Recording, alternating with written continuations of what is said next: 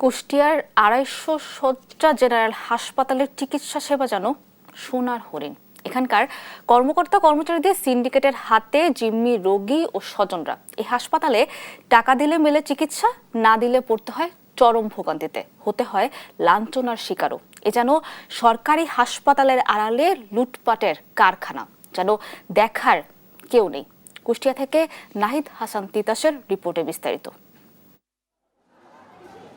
এটি কুষ্টিয়া ২৫০ শয্যা জেনারেল হাসপাতালে চিকিৎসা নিতে আসা রোগীদের কাছ থেকে টাকা আদায়ের দৃশ্য। টাকা না দিলে মেলে না চিকিৎসা সেবা। আমার কোনো ইনকাম সোর্স নেই, আমি ৪-৫টা লাইনে থেকে দিচ্ছি। একজন ২০টা টাকা হাতে দিলে সেই রুগীটা ওই লাইনের মাঝে দিয়ে দিচ্ছি। লাইন বাদে তোমরা একটা খারাপ রুগী নিয়ে আসো, তাই সেই ২০টা টাকা লাগে। আমি তো বেতন পাইনি। কুষ্টিয়া শহরের আড়ুয়াপাড়া এলাকার বাসিন্দা ফিরোজা খাতুন সকাল সকাল হাসপাতালে এসেছিলেন চিকিৎসা নিতে। সিরিয়ালও ছিল প্রথমে, তবে টাকা না দেওয়ায় ৩ থেকে ৪ ঘন্টা অপেক্ষার পরও নিতে পারেননি চিকিৎসা।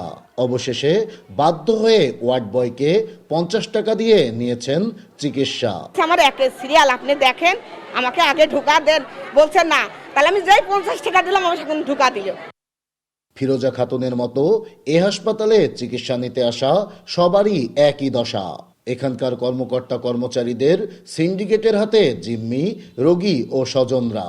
অনেক সময় হতে হয় লাঞ্ছনারও শিকার। 10:30 থেকে আমার থেকে ছিল 16 জন, এই আধা ঘন্টা 11টা বাজে এখনো রুগী দেখছে মাত্র 3 জন। আর সাইড থেকে যারা 20 টাকা 50 টাকা দিতেছে তাদেরকে হলো আগে ঢুকাই দিচ্ছে। তোর কাছে কি শুনবো? তোর রুগী কিনা তোর ঢুকতেই দেবো না। আমি বলছি আমি ঢুকবো।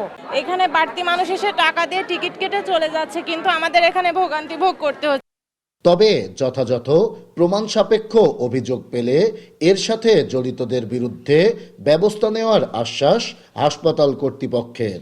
স্বেচ্ছাসেবীরা তাদের স্বেচ্ছাশ্রমের বিনিময়ে রোগীদের কাছ থেকে হয়তোবা তারা অল্প স্বল্প টাকা পয়সা নিতে পারে, যেটা আমরা শুনি।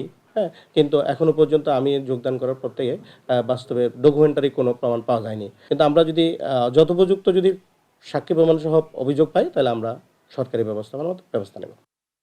শুধু আশ্বাস নয়, অনিয়মের সাথে জড়িতদের বিরুদ্ধে ব্যবস্থা সহ চিকিৎসা নিতে আসা রোগীদের হয়রানি বন্ধে দ্রুত কার্যকারী পদক্ষেপ নেওয়ার দাবি রোগী ও স্বজনদের।